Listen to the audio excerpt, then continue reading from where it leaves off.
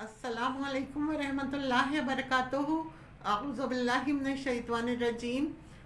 बिस्मिल्लाहिर्रहमानिर्रहीम। रब्बि शरह सदरी वयस्सिर अमरी वहलुल उक़दतम मिन लिसानी यफ़क़हू क़ौली। रब्बि ज़िदनी इल्मा व अमला या मुक़ल्लिबल क़ुलूबि सब्बित क़ल्बी अला दीनिक। या रब्बि लकल हम्दु कमा यंबग़ी लिजलालि वजहिका व अज़ीम सुल्तानिक। हम पढ़ रहे हैं सूरह अल बकरा का तर्जुमा और तफसीर। आज की आयत नंबर 26 और 27 का तर्जुमा और उसकी तफसीर पढ़ेंगे। इन्नल्लाह ला यस्तही अन यद्रिबा मसलम मा बऊदतन फमा फौक़हा। बेशक अल्लाह नहीं शर्माता इस बात से कि वो कोई मिसाल बयान करे जो मच्छर की हो या इससे बढ़कर। अल्लाह ताला ने कुरान पाक में लोगों को समझाने के लिए तरह तरह की मिसालें दी हैं। इन मिसालों में मक्खी का जिक्र भी आता है, चींटी का जिक्र भी आता है और मकड़ी का जिक्र भी आता है।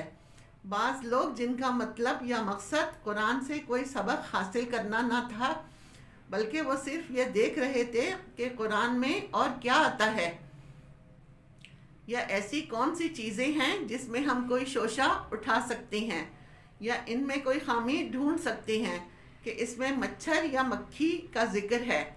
एक रिवायत में इन आयात के शान नज़ूल के बारे में आता है कि एक मौके पर कुछ लोगों ने ये एतराज़ किया कि कुरान मजीद अगर अल्लाह का कलाम है तो इसमें मच्छर या मक्खी का जिक्र क्यों है, इतनी छोटी बातें अल्लाह ने क्यों की।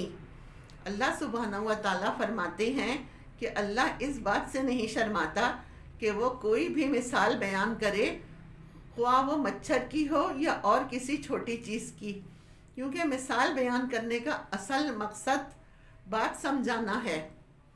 अल्लाह ताला को हक़ बयान करने में, अपनी बात को समझाने में कोई शर्म नहीं। फ़अम्मल लज़ीना आमनू, रहे वो लोग जो ईमान लाए, फ़यअलमूना, तो वह जानते हैं, अन्नहुल हक़, कि बेशक वो मिसाल हक़ है, मिर रब्बिहिम, उनके रब की तरफ से। कुरान मजीद में जो भी बात बयान हुई है वो बिल्कुल सच है, ला रैब फीह है, उनके रब की तरफ से आई है। यानी ईमान वाले मिसाल को समझ जाते हैं। अल्लाह ताला फरमाते हैं, मेरी मिसालों को सिर्फ इल्म वाले ही समझते हैं, और अगर हमें मिसाल समझ नहीं आ रही तो हम इल्म वाले नहीं। इल्म वाला होना कोई मामूली बात नहीं है, क्योंकि इल्म की बिना पर फरिश्तों को सिजदे का हुक्म दिया गया था।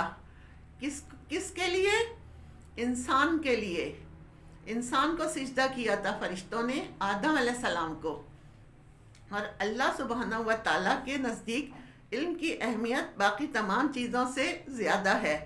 तो हमेशा मुसलमानों के अंदर इज़्ज़त और वक़ार का एक सिंबल रहा है नॉलेज। लेकिन जब लोगों के अंदर ईमान कमज़ोर हुआ, उन्हें दुनिया मतलूब हुई, फिर इल्म वालों की कदर ना रही, और इसके मुकाबले में किसकी ज़्यादा कदर हो गई? माल की या माल वालों की। तो जो ईमान वाले हैं वो जानते हैं ये हक़ है उनके रब की तरफ से। व अम्मल लज़ीना कफ़रू, और लेकिन वो लोग जो इनकार करते हैं, कुफ्र करते हैं, फ़यक़ुलूना, तो वो कहते हैं, माज़ा अरादल्लाहु, क्या कुछ इरादा किया अल्लाह ने, बेहाजा मसलन, इस मिसाल को बयान करके। ये मिसाल अल्लाह ने बयान ही क्यों की? अल्लाह क्या चाहता है इस मिसाल को बयान करके? बात खुद नहीं समझते और एतराज़ अल्लाह पर करते हैं। ये है उनकी कमअक्ली। युदिल्लु बिही कसीरन, वो इसके ज़रिए बहुत से लोगों को गुमराह कर देता है। वो उन्हें मिसालों को हदायत के बजाय गुमराही बना देता है, वो भटक जाते हैं। वयाहदी बिही कसीरा, और उसी के ज़रिए बहुत सौ को हिदायत मिल जाती है। मिसालें अल्लाह लोगों को बात समझाने के लिए देता है, लेकिन जब कुछ लोग नहीं समझते तो ये उनके लिए फितना बन जाती हैं। वो समझना ही नहीं चाहते। वमा युदिल्लु बिही इल्लल फासिकीन, और नहीं वो गुमराह करता इसके ज़रिए मगर फासिकों को, नाफरमान लोगों को, जो अल्लाह की बात मानना नहीं चाहते। پھر ان کو اللہ کی بتائی ہوئی بات بھی سمجھ میں نہیں آتی اور وہ حق سے بھٹک جاتے ہیں۔ اس آیت میں ہمارے سیکھنے کے لیے بہت سے سبق ہیں۔ پہلی بات یہ کہ اللہ سبحانہ و تعالی حق بات کہتے ہوئے نہیں شرماتا۔ اس میں ہمارے لیے کیا سبق ہے کہ ہمیں بھی حق بات کرتے ہوئے نہیں شرمانا چاہیے، نہیں ڈرنا چاہیے، نہیں جھجکنا چاہیے۔ جو بات آپ تک پہنچ گئی اس کو آگے بڑھا دیں، اس کو آگے شیئر کر دیں،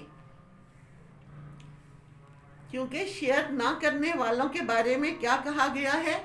سم بکمن امیون، وہ حق نہیں سنتے، وہ حق کی بات نہیں کرتے، وہ حق دیکھتے نہیں، غور و فکر نہیں کرتے۔ اور یہ کس کی صفت ہے؟ منافقین کی، کہ دنیا بھر سے دلچسپی ہے، اگر ان کو انٹرسٹ نہیں تو کس بات سے؟ اللہ کی بات سے۔ ہمیں اس سے بہت بڑا سبق ملتا ہے کہ حق بات کرنے کے لیے ڈرنا جھجکنا نہیں چاہیے۔ سچی بات خواہ وہ چھوٹی سی ہی کیوں نہ ہو، کوئی شرم نہیں کرنی چاہیے خیر کی بات آگے پہنچانے میں۔ کون ہے فاسق؟ اب ان کی مزید کچھ وضاحت بیان کی جا رہی ہے۔ الذین، وہ لوگ، ینقضون، جو توڑتے ہیں، عہد اللہ، اللہ کے عہد کو، من بعد میثاقہ، اس کے پکا کرنے کے بعد عہد توڑتے ہیں، یہ فاسق ہونے کی علامت ہے۔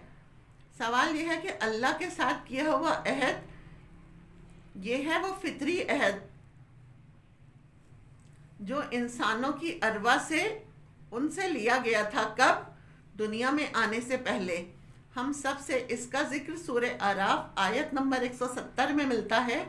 اللہ نے انسانوں کے دنیا میں آنے سے پہلے تمام انسانوں کی ارواح کو ایک میدان میں جمع کیا اور ان سے پوچھا، الستُ بربکم؟ قالوا بلی، کہ کیا میں تمہارا رب نہیں ہوں؟ تو سب نے کہا کہ ہاں، ہم گواہی دیتے ہیں کہ آپ ہمارے رب ہیں۔ ہم سب نے اللہ کے وجود کا اقرار کر رکھا ہے۔ یہ ہمارا اللہ کے ساتھ عہد ہے کہ ہم آپ کو رب مانتے ہیں۔ من بعد میثاقہ، اس کو پکارنے کے بعد، پکا کب کیا؟ جب دنیا میں پیدا ہو کر ہم نے شعوری طور پر لا الہ الا اللہ پڑھا، جب پیغمبر بھیجے گئے اور انہوں نے آ کر یاد دہانی کرائی۔ تو فاسق وہ لوگ ہیں جو اللہ سے کیے ہوئے عہد کو پکا کر کے، اللہ کو ایک مان کر، لا الہ الا اللہ پڑھ کر، پھر اس کی نافرمانی کرتے ہیں، پھر اس کی بات نہیں مانتے، اور کیا کرتے ہیں؟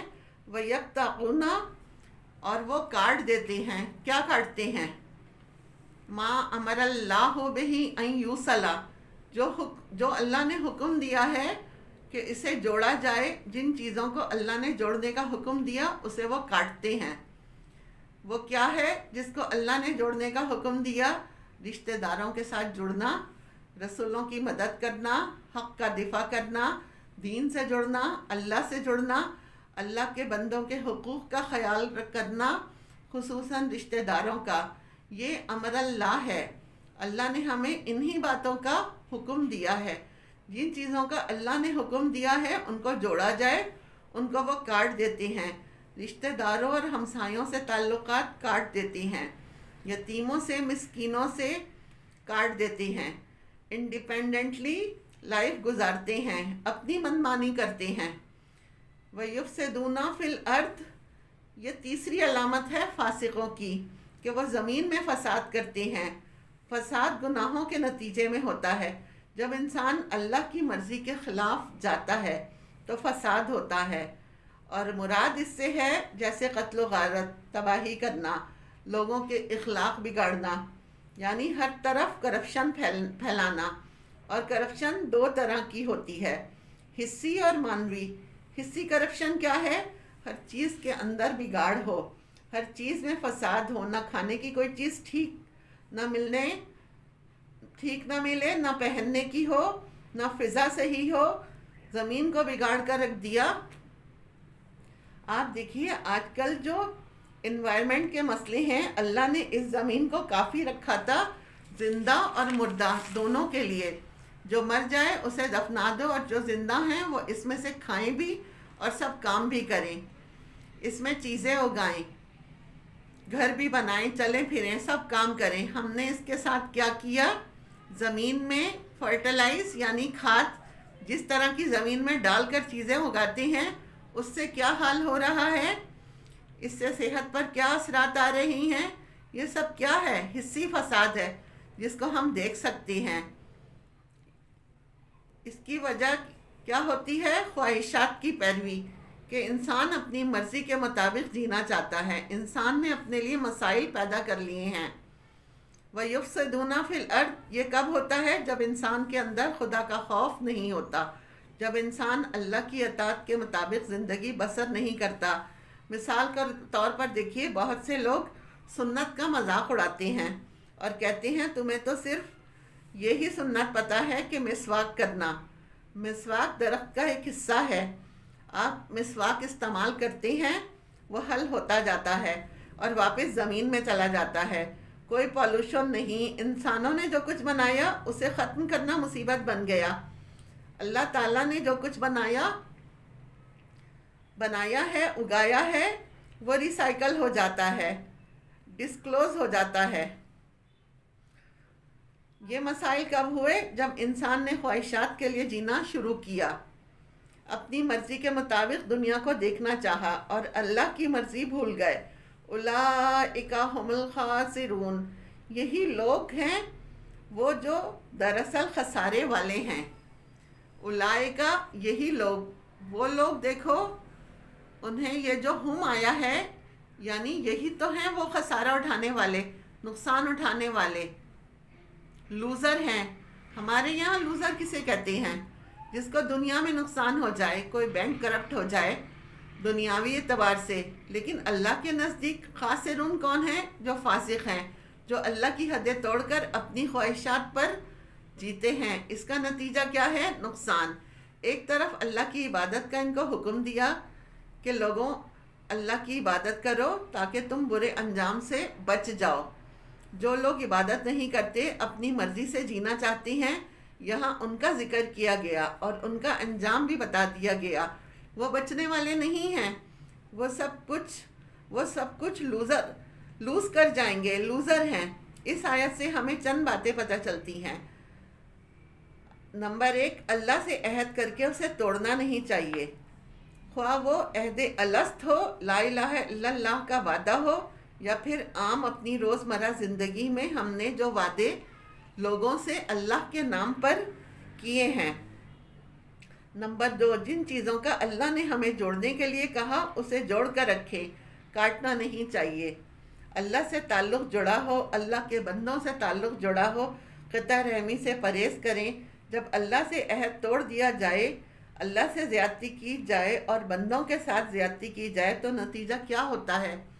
فساد, بگاڑ, اور اینڈ جا کر کہاں ہوگا؟ اولئک ھم الخاسرون. نہ دنیا ملی نہ آخرت. دنیا میں چاہے کتنی دولت ان کے پاس کیوں نہ ہو, لیکن وہ خسارے والے ہیں. وآخر دعوانا الحمد للہ رب العالمین.